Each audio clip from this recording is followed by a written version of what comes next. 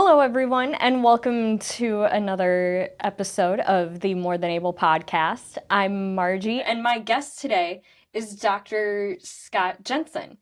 Dr. Jensen is a family practice physician who treats people with disabilities, and he's also a politician. That means he has firsthand knowledge of patient needs, and he is in a position to create necessary change in the disability community. Welcome to the show, Dr. Jensen. Thank you, Margie. It's terrific to be here, and I appreciate the invitation. Happy to have you.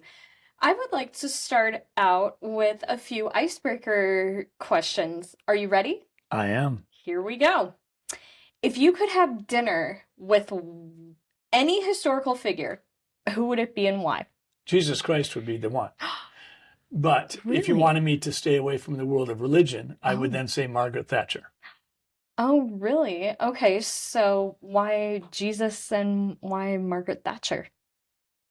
I think the life Jesus lived on earth is so deep and so multidimensional and so impossible to fully comprehend that it would be fun to just sit and listen to him talk about his feelings. The words we get from the Bible provide a lot of insight, but I would have liked to have known, when did you feel like your heart was breaking? When did you feel a joy in terms of how your disciples were understanding your mission? And when did you feel a sadness that your disciples seemed somewhat dense? So I think that would have been fun. That would be just a rich experience. Oh my goodness. That is amazing. Thank you for sharing. You ready for another question? I am. If you could time travel, where would you go? 1775. Oh, why is 1775? Well, first off, it's not a prime number, and I like prime numbers. So I Oh. want you to know that I chose a non-prime number. 1775 was when our founding fathers and the colonists really took the plunge. They put their lives at risk. Paul Revere was riding around warning people. The first skirmishes with the British were taking place. This was a time where it was not easy to speak out. And I think a lot of people don't understand that at that point in time, probably more than 80% of the people living in the 13 colonies were not supportive of rebelling against the British. So it was a small group of people who were incredibly courageous. And it would be fun to feel that fervor.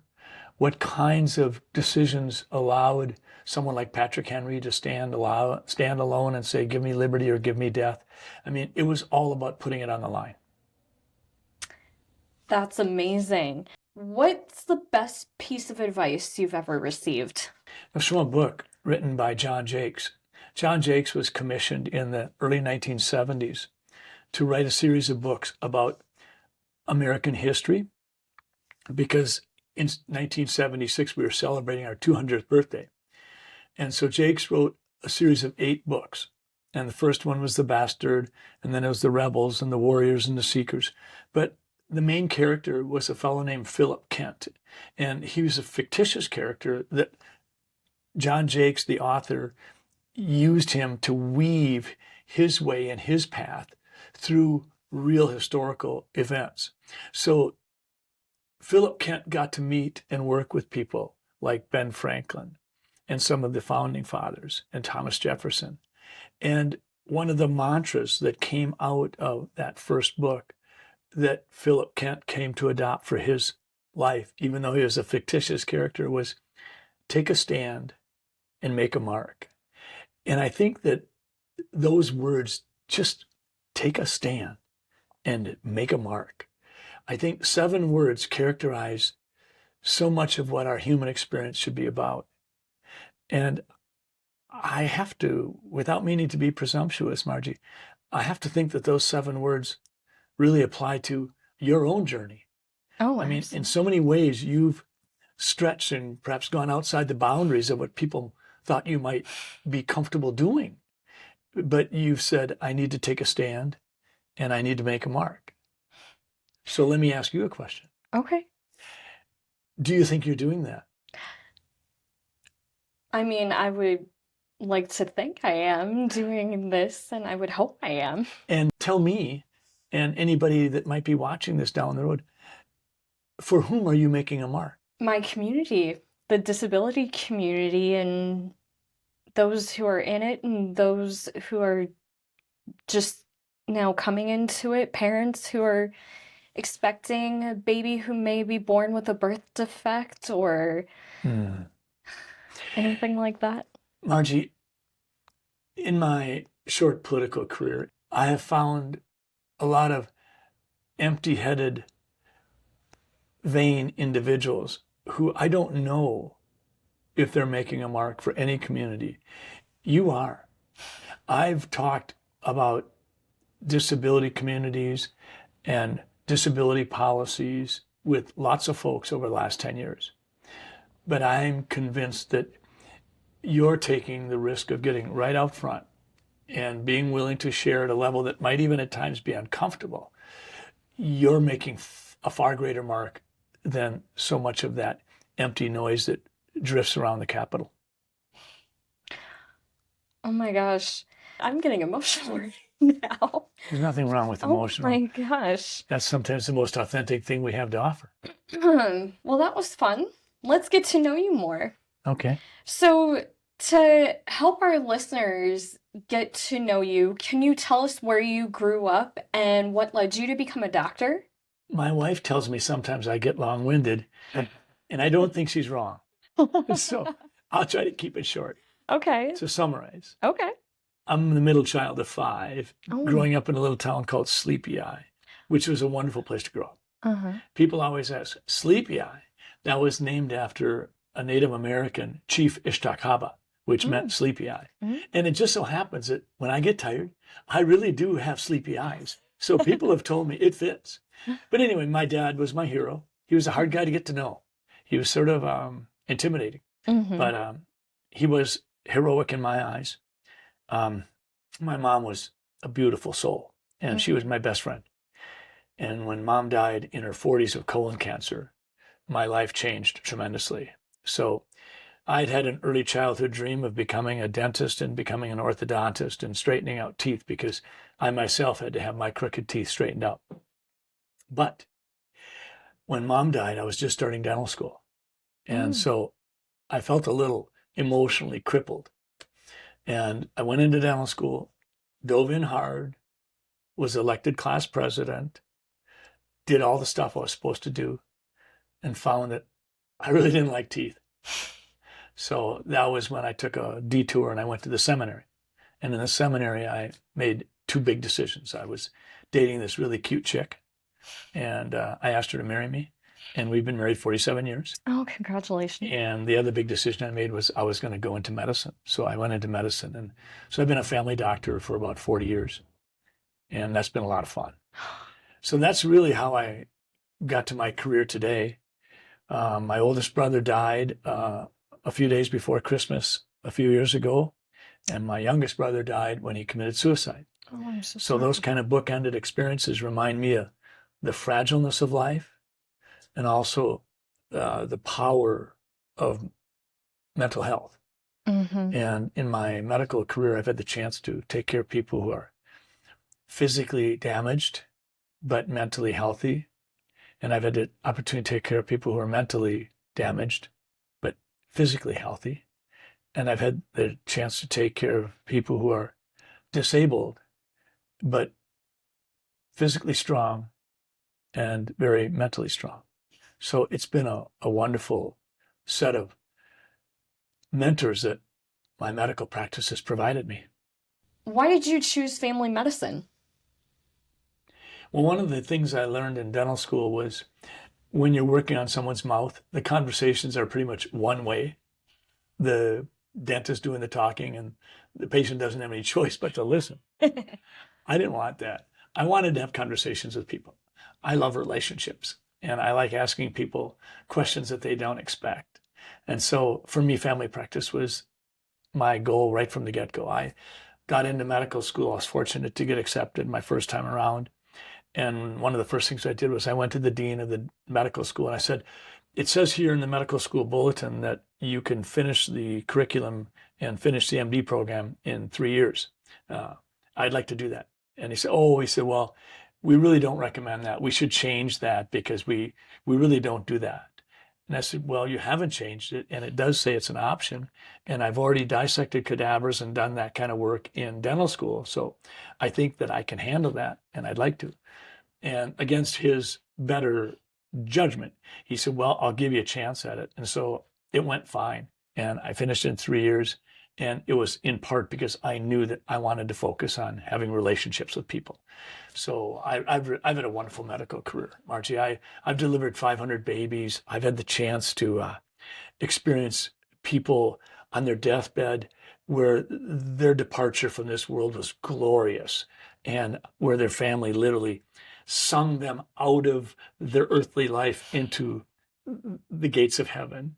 Mm-hmm. So I have had an incredible career. And I think that's why I'm still practicing. You know, people say, well, you're not young, you're old.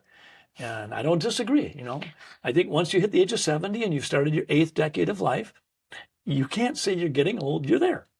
And so I think that part of the reason I'm still practicing full time is because I can't think of anything I'd rather do. That's wonderful. What gets you excited about the work you were doing? I like to be skeptical. I like to listen and live my life to the beat of a different drummer. I've always been skeptical, but I always thought I was a little naive too, which I think is a good thing. If you're going to be skeptical, you don't want to slide towards being a jaded cynic. You'd rather be a little naive so that maybe you see goodness where what you should be seeing is more neutral. So I like learning things, and one of the best ways to learn things is to be skeptical. Because mm-hmm. if you're skeptical, it means you're going to ask questions. Mm-hmm. During the recent COVID pandemic, I think that I had the opportunity to see my skepticism blossom, if you will.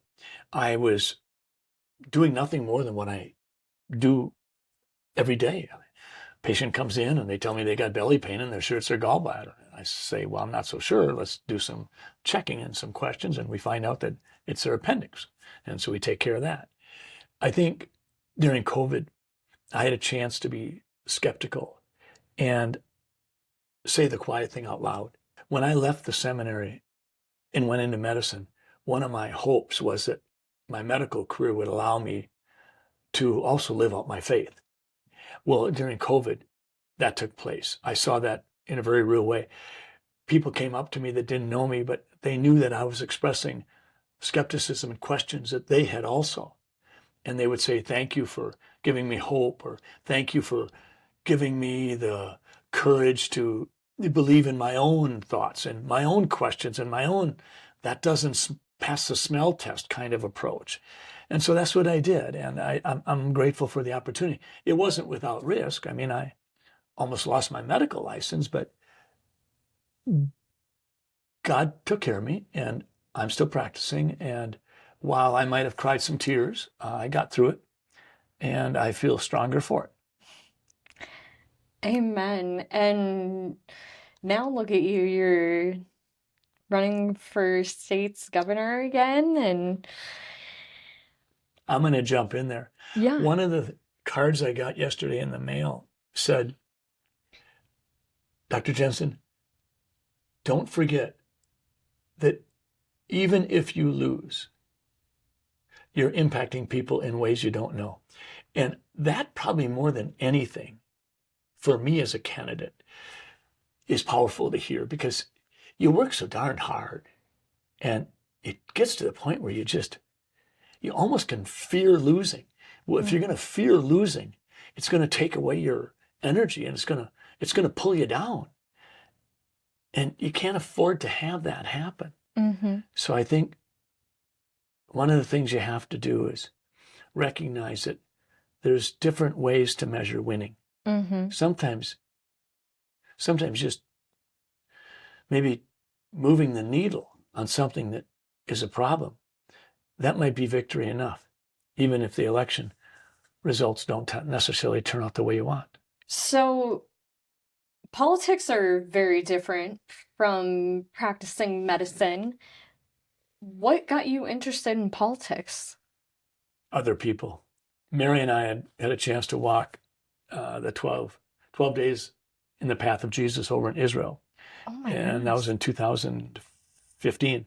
And we got back home and we were indelibly touched by this journey. And we had spent a Sunday morning at a church service on the Sea of Galilee. Oh my gosh. 5 days after we got home, someone called me and said, Dr. Jensen, we would like you to run for senator. And I said, oh, you got the wrong guy. I said, I'm a family doctor. And they said, oh, no, we know that. But we'd like you to run for Senate because the seat's opening up. And I said, well, I'm flattered. Thank you. And I said, but I'm going to pass. And they said, well, can we at least take you out to breakfast and talk about it? Well, I happen to be a sucker for breakfast. And I like scrambled eggs and bacon. So we went out for breakfast. And these people put the push on pretty hard. They said, I should run. And I said, I told you no, thank you. Why are you pushing so hard? And they said, well, you know healthcare. And that's where a lot of our problems lie. You've been on school board for 10 years, so you know what kinds of needs we have in terms of education. And they said, and you've been involved in county projects and roadways and things like that. And we need someone who knows transportation. You would be perfect. That probably was, over the next 2 months, what kept bubbling up for my wife and I, that maybe for such a time as this, the words of Esther 4:14, maybe for such a time as this, I was supposed to do that. So we said yes, and we ended up winning and getting more votes than anybody else did in the Republican Senate that year. And so I went to the Senate, and I have to tell you, Margie, it was a remarkable experience, and I'm glad I did it. But it was at times so dismal and so bleak that I was shocked. I thought that there would be more inquisitiveness. I thought, well, here's an example. Let's just take the disability community. In order to understand the disability community and what needs are, what offerings are available and all that, you have to have an appetite of inquiry. You have to ask questions and you have to push back, because someone might come at you with so many things they want to say and you're not ready to receive them because you don't understand enough. So you got to get to the basics. And one of the things I learned was, in the world of disability, there is no room for partisanship. This isn't something that, well, this is a Democrat position or this is a Republican position. In the world of disability, there should be more of almost an existential realization that virtually everybody enters the disability community at one time or another, whether it's approaching a change in life, whether it's approaching your death, whether it's enduring an accident. I had surgery a while back where they cut into the front of my neck, dissected back, moved my windpipe one way and moved my carotid vessels the other way. Now I'm sleeping, but I'm still quite certain that I was praying they don't make a mistake. But they go back to my spinal column, remove a disc, try to take the pressure off my spinal cord. Then after they're done, they jam a new disc in there, they wedge it in there, hopefully tight enough so it'll never move. Then they take a steel plate and screw it in with a couple of screws on the top and the bottom and come on out and close it up. Now, when I came out of that surgery, I felt like never before in my life a level of, I'm not able to do the things I'm accustomed to doing. That's important. And I think that we didn't have a sense of inquiry in the Senate like we should have. There was a fellow I worked with, his name was Jim Abler. He was a senator. He was passionate about understanding the community of people who suffer from disability of one type or another, whether it was at time of birth, whether it was a developmental disability, whatever it was. He had a heart, and he had and inquisitiveness. He had the ability to tell the rest of us in the Senate what we needed to hear. But that was uncommon. And if it hadn't been for Jim Abler's appetite, what we knew in the Senate would have gone from here down to here. So that was really frustrating for me, that I had gone into the world of politics thinking this is going to be a challenging, robust, dive deep into understanding what the problems are.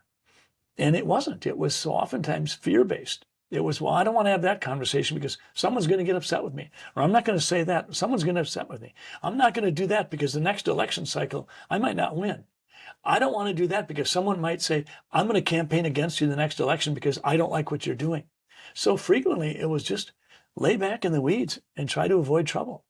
And if that's what politics has to be, then I said, I'm not up for it. So I just did the one term and I thought I was done. But then COVID hit. And I had no idea that I was going to be identified as some sort of a whistleblower when I came out and said that the guidance I was receiving from the Minnesota Department of Health and from the National CDC was confusing to me because the rules are being changed. And I've done plenty of death certificates because I've had plenty of patients die through the years. And I said, you're asking me to do something that I think is unethical. And it's wrong. And that got me in a lot of trouble. But it also brought me a great deal of notoriety. And ultimately, there were people who came forward after I'd been out of the Senate for a year and said, you need to run for governor. And that was a slow process as well. But ultimately, I ran for governor. Wow. Well, going back to what you were saying about bacon and eggs, I am a bacon and eggs girl. Like scrambled eggs and bacon, and with mustard on the bacon. Oh. How do you like your bacon? Firm and crispy or a little softer? Oh, a little softer. Amen. Of course. And I've got to have you talk to my wife because she does overcook it. The best way for her to do it and not overcook it is to use it in the microwave. Oh, I've yes. noticed that, yes. Microwave bacon is the best. Yeah. Being a doctor, you've seen firsthand how the healthcare system works. How has that experience shaped the way you see people with disabilities and what they need from healthcare? It gives me great concern to watch the way we spend our money on healthcare. I experience a lot of frustration when we do unnecessary CAT scans and echocardiograms and things like that, knowing full well that regardless of what these show, it won't change our care of the patient. On the other hand, when it comes to the disability community, these folks aren't asking for something that won't change their life. What their needs are very much changes their life on a day-to-day basis as well as a week-to-week and a month-to-month. It may well be the difference for the disabled community as to whether or not they can live independently in a home versus being placed in some sort of a institutional facility or setting. This is a problem. We're not spending our money wisely. You might say, well, the world of healthcare is like a 12-inch pizza. And if we're apportioning a serving to all these various players, why don't we just increase the size of the pizza to a 20-inch pizza? We could all get a bigger slice. We've already done that.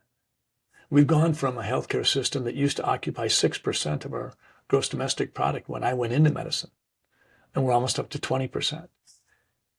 We spend per person almost double what any other country in the world spends.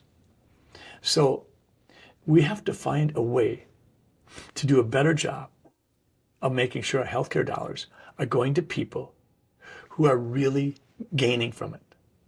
And oftentimes that's people who are fragile, in need of services, not more CAT scans. If we could do that, we can stabilize the system. But we're going to have to contend with this inflation of utilization. We're utilizing. And if we could cut back on that, we'll save money. We won't have to buy so many MRI machines and things like that. But oftentimes physicians feel pressured to do it for a variety of reasons. And sometimes it's because of who their employer is. If their employer owns a bunch of CAT scans and MRI machines, their employer may well want those MRIs and CAT scan machines to be utilized. This gives me great reason for being pessimistic. We're spending a lot of money, and in many ways, we don't have much to show for it. We need to shift where our spending is taking place. The only way we can do that is to have hard conversations. And I don't know if our society, the way we're structured today, is up for it. I think politicians frequently fear the results of the next election. They want to win their election. So they're not going to take any risks. They're not going to lead any hard conversations, despite the fact that when it comes to people's very real day-to-day needs, should have nothing to do with partisanship. This is not a Republican thing. This is not a Democrat thing. Despite that, we're seeing dollars being denied people for whom those dollars would be life-changing. And instead, we're doing services, procedures, and scans that have no impact other than just checking a box. Well said.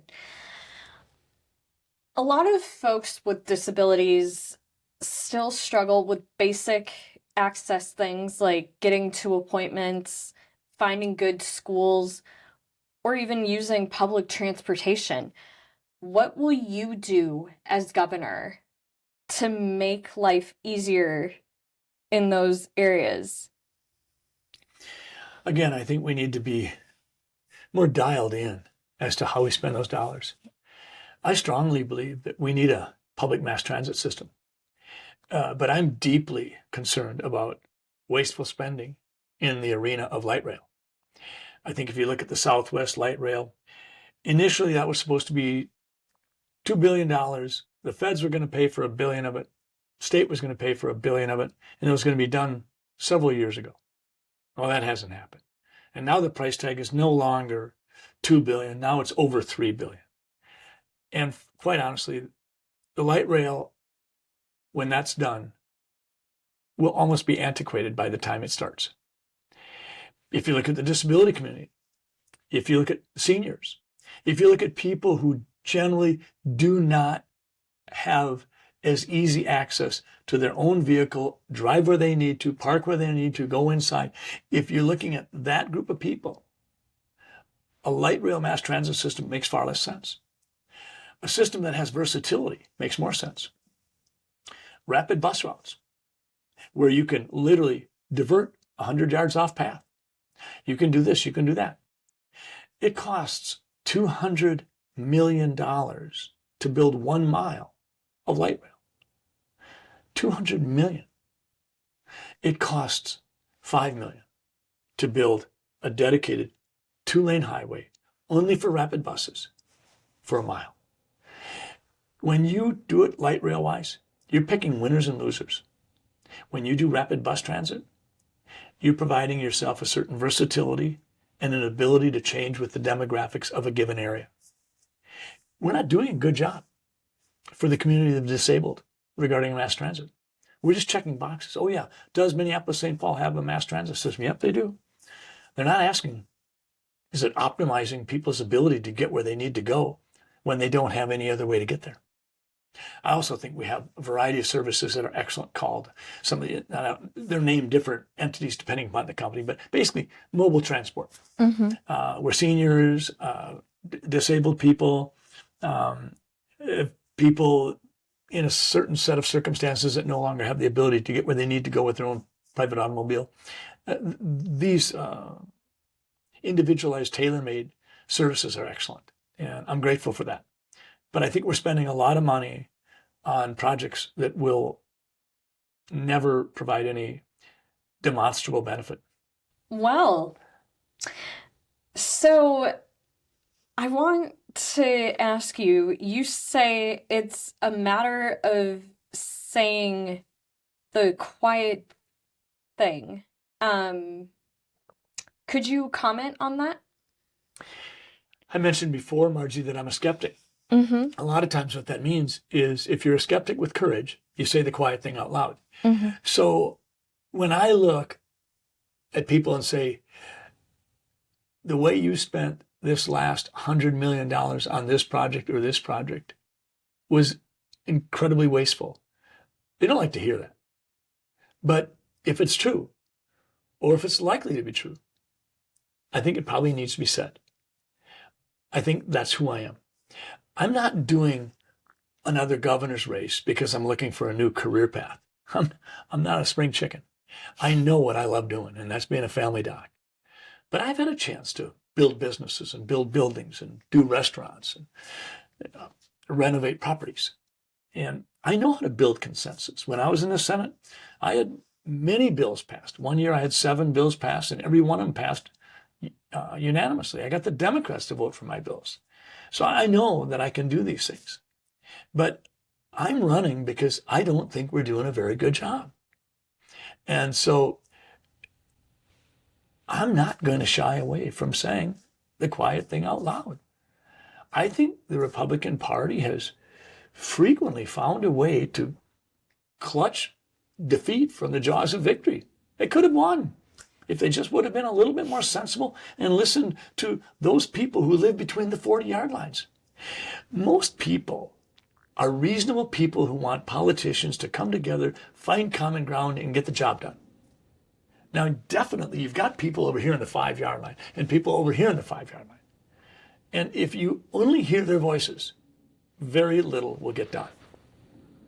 So for me, I'm going to keep saying the quiet thing out loud. It'll make people uncomfortable. That's their problem, not mine.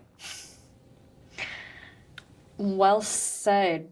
Can't keep quiet for long. Thank you. So, if you win, what's one concrete thing you want to accomplish in your first year to improve the lives of people with disabilities? You wear a shirt that says more than able. Mm-hmm. I remember when our church did a project, and the motto for that project and that capital campaign was God is able. I think I need to, as governor, make it very clear to the legislature that the House and the Senate and the governor's office are able to make substantive changes in how we spend our healthcare dollars. It is one of the largest line items in our budget. Billions and billions of dollars are spent every year. Billions and billions of dollars are received from the federal government to help take care of Minnesotans. We're not doing it. We're wasting money. We've got fraud. We've got communities of disabled people who are being either unserved or underserved, or the serving that they're getting is at risk. And this isn't the only community that's not being served.